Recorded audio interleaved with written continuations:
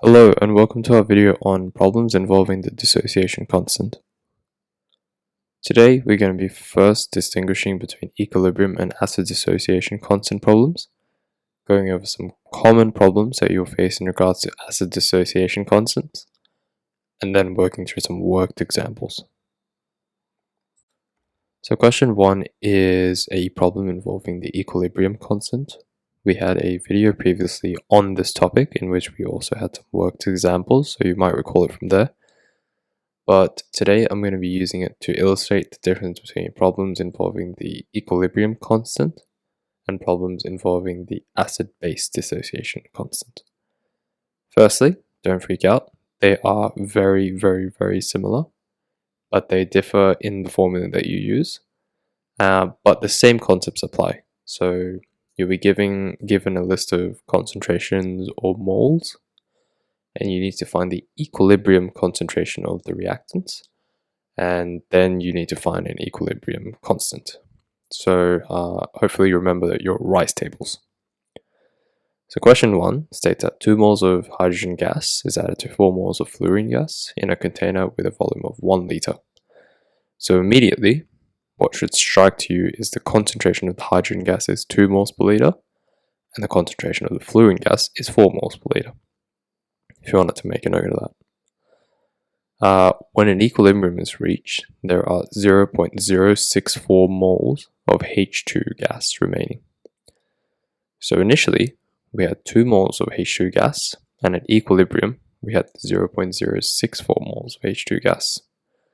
Very interesting. So we haven't been given the equilibrium concentration of F2. And we also haven't been given the equilibrium concentration of the final product. So those are 2 things we need to find. Question A. Calculate the equilibrium concentration of HF, which is the final product, or hydrogen fluoride. B. Calculate the equilibrium constant. So something I like to do when approaching questions is figuring out what I know. So I know the concentration of hydrogen gas.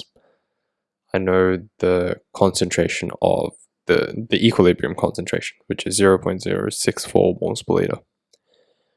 I know the concentration, or the initial concentration, of the fluorine gas, which is 4 moles per liter, but I don't know the equilibrium concentration of it. I know the initial concentration of the product, which is hydrogen fluoride, so that's the product, but I don't know the equilibrium concentration. So the initial concentration is obviously 0, because initially we make no product, but I don't know the equilibrium concentration. So I guess that's what I've got to find in A. Once I have all that information, I can do B. So when it comes to problems involving the equilibrium constant, I want you to really, really hammer down rice, or using rice tables.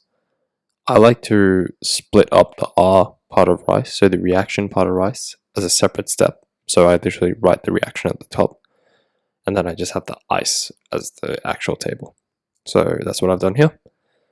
So the first thing I need to visualize is how the 2 reactants make the product. So hydrogen and fluorine gas are my reactant, and they make hydrogen fluoride, which is my product. So this is what they do. So for every 1 mole of hydrogen and for every 1 mole of fluorine, I make 2 moles of the final product. Now I have my rice table. So we know that we had 2 moles, or 2 moles per liter of the hydrogen gas initially, 4 moles per liter of the fluorine gas initially, and 0 for the product, obviously. At equilibrium, we know we had 0.064 moles per liter of the hydrogen gas. That gives us a change of minus 1.936. As hydrogen and fluorine are in a 1-to-1 molar ratio, for every 1 mole of hydrogen that's consumed, there's also 1 mole of fluorine gas that's also consumed. Also, for every 1.936 moles of hydrogen gas that are consumed, there are also 1.936 moles of fluorine gas that are consumed. This gives us a net change of minus 1.936 moles for both hydrogen and fluorine. However, hydrogen and fluorine compared to the final product are in a 1 to 2 molar ratio. So for every 1 mole of hydrogen we use, we make 2 moles of the final product. Also, for every 1.936 moles of hydrogen we consume, we make double that for the product. So initially we might have 0, but at the end we make 3.872 moles of the final product, which, as you can see, is exactly double 1.936. Very nice. Now, so that is our part A done. So the equilibrium concentration of hydrogen fluoride is 3.872 moles per liter. Perfect. Part B, calculate the equilibrium constant. First thing I want you to do, always have your formula. So this is the formula for the equilibrium constant, not the acid dissociation constant, the equilibrium constant. Remember, all the powers are your molar ratios. So there are 2 moles of the product that I make. So I need to square the final concentration of the product. So I plug all my equilibrium concentrations in, 3.872, 0.064, 2.064, put that in my calculator, and I get an equilibrium constant of 113.5. Always remember, the equilibrium constant does not have any units, because the top is moles per liter, and the bottom is also moles per liter. These units cancel out and you just get a constant. In question 2, we have an example of an acid dissociation constant problem. So, a 0.1 molar solution of acetic acid has a hydronium concentration of 1.32 times 10 to the power of minus 3 moles per liter. What is the acid dissociation constant? So we need to summarize the information that we know. We know the initial concentration of acetic acid is 0.1 molars. Unlike the equilibrium constant in which we had 2 reactants making a product, this time we have 1 reactant dissolving to make 2 products. So we have acetic acid dissolving to make the hydronium ion here, and also the acetate anion. So we have 0.1 moles per liter of acetic acid. We have 0 moles of hydronium initially. We have 0 moles of acetic acid initially. However, we're told at equilibrium, the concentration of hydronium is 1.32 times 10 to the power of minus 3. That's interesting. From there, we can use a Rice table and find the acid dissociation constant. In this part, I've purposely omitted the reaction part of Rice, but I've still kept the ice, so we'll go through that, because the reaction is something I really want you to dial down and do yourself. So initially, as I previously stated, and that's also stated in the question, acetic acid has a concentration of 0.1 moles per liter. Hydronium, one of our products, obviously, as it is a product, has an initial concentration of 0 moles per liter. Acetate has an initial concentration also, as it is a product, of 0 moles per liter. However, we are told that the equilibrium concentration of hydronium is 1.32 times 10 to the power of minus 3. This gives us a change of plus 1.32 times 10 to the power of minus 3. If you did your reaction correctly, you would see that hydronium and acetate are in a 1-to-1 molar ratio. So for every 1 mole of hydronium we make 1 mole of the acetate anion. Hence, if there is a positive 1.32 times 10 to the power of minus 3 change in the hydronium concentration, there will be the same level of increase in the acetate anion concentration. So these two will have the same concentration. Acetic acid is our initial reactant. Obviously, in the law of conservation of mass, if we're making products, we have to lose it somehow, and we do that through a loss in the reactant. Hydronium and acetic acid, if you also have done your reaction correctly, is in a 1-to-1 molar ratio. So if there is a plus 1.32 times 10 to the power minus 3 molar increase in hydronium concentration, that had to come from somewhere. As they're in a 1-to-1 molar ratio, there will be a negative 1.32 times 10 to the power minus 3 mole per liter change in the concentration of acetic acid. So that's not the final concentration, that's just how much it changes by. If we minus that from the initial concentration of 0.1, we get the final concentration at equilibrium. You can kind of see a trend forming with all these questions. It doesn't matter what the initial concentration is. Though the examiners will always try to trick you in the question with initial concentrations of everything. You need to find either a change in concentration or the concentration at equilibrium to calculate anything. The equilibrium concentration is definitely the most important thing. Now we can calculate the acid dissociation constant. So this is our formula. Very important you remember this. And please always write your formula first. You usually get a mark for using the correct formula. We substitute all our values in. So the concentration of hydronium, the concentration of A-, which is the acetate anion, and the concentration of the original acid. Once you do that, you should get 1.77 times 10 to the power of minus 5. No units as always. In question 3, we have a little bit of a twist. So it says, determine the acid dissociation constant for a 0.02 molar solution of acetic acid. Once again, that has a pH of 2.74. So what do we know? We know that the initial concentration of acetic acid is 0.02 moles. We also know that it's going to form hydronium and the acetate anion. Unlike last time, we're not given the equilibrium concentration of hydronium or the equilibrium concentration of H+. However, we are given the pH. Interesting. Okay, so let's get stuck into this question.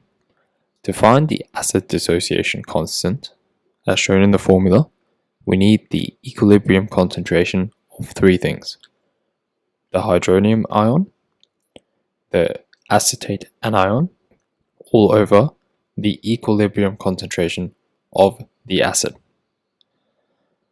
We're given two pieces of information: the original concentration of acetic acid and the pH. So I've kind of modified the formula here to state that yes, we need the equilibrium concentration of hydronium that we don't have. Yes, we need the equilibrium concentration of the acetate anion that we don't have. But if you've done your rice table correctly, or you've seen the trend in previous questions, you'll realize that the concentration, or the equilibrium concentration rather, of the final acid is nothing but the initial concentration, which is this, minus the equilibrium concentration of hydronium. Because initially hydronium will have a concentration of 0, and then it will reach an equilibrium concentration of, say, X. As in previous questions, we've gained that many hydronium ions. This will be in a 1-to-1 ratio with the acid. So we need to have lost. So if this is the initial concentration of the acid, we need to have lost exactly that number of anions. So whilst I've written 0.02 minus X here, this kind of means the same as this. So it's 0.02 minus the equilibrium concentration of hydronium. Now we've hit a brick wall. We can't really go any further, except we have been given the pH. The pH, by definition, is the negative log of the hydronium concentration, or the equilibrium concentration of hydronium. If you remember from previous modules, this formula allows us to work out the hydronium concentration when we're given the pH. If we plug it in, we get this number here.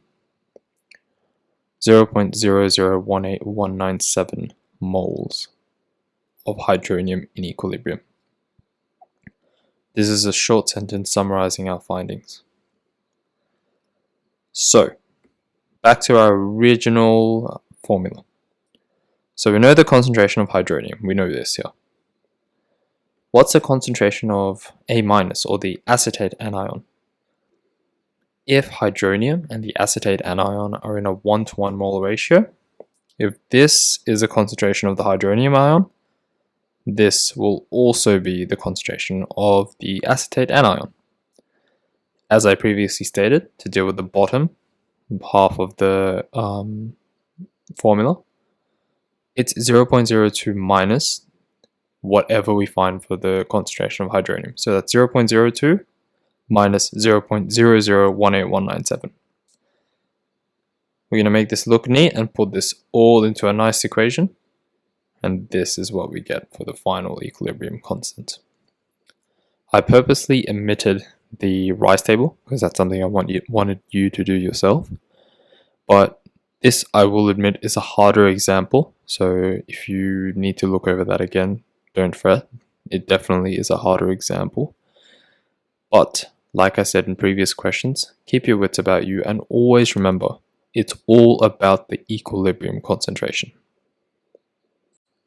In question 4, given HCl has a acid dissociation constant of 1.3 times 10 to the power of 6, and acetic acid has a acid dissociation constant of 1.8 times 10 to the power of minus 4, calculate the pKa for both and subsequently comment on the differences. As you may remember from our introductory module, the pKa, well, the formula for the pKa is nothing but the negative log of the Ka. It's very important, as always, that you write your formula first. So once we substitute the numbers in, we get the pKa for HCl being negative 6.1 and for acetic acid 3.7. Also, as you may remember from our introductory module, the higher the Ka, the stronger the acid. The pKa is a negative log function. So the lower the pKa, the stronger the acid. Conversely, the lower the Ka, the weaker the acid.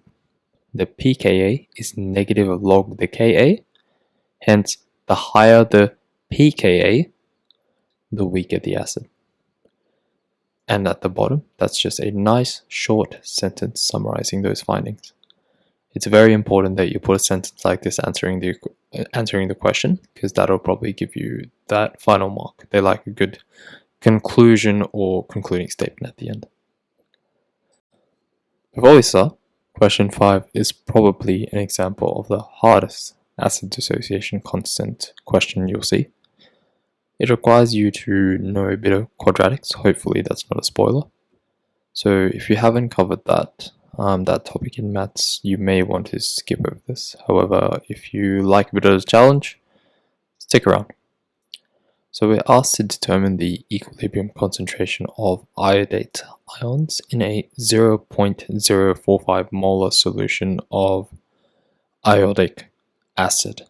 So that's HiO3 is iodic acid.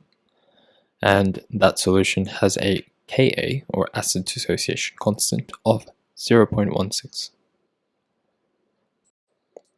So once we do our rise table, the initial concentration of both the products will be 0. So the concentration of hydronium and iodate will be 0 moles per liter.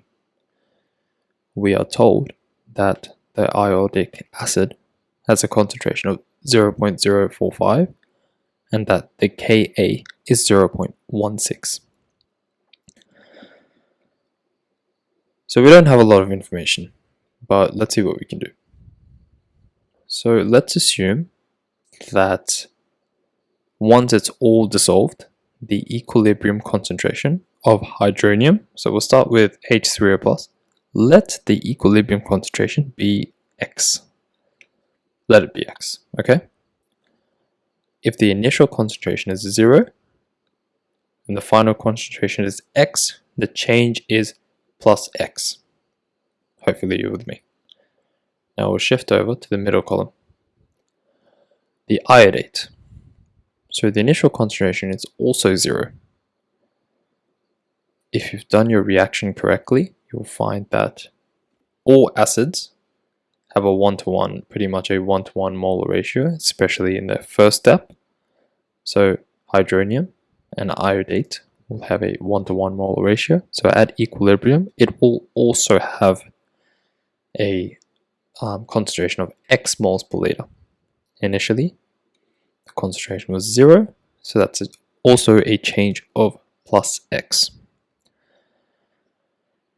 These X molecules of products had to come from somewhere.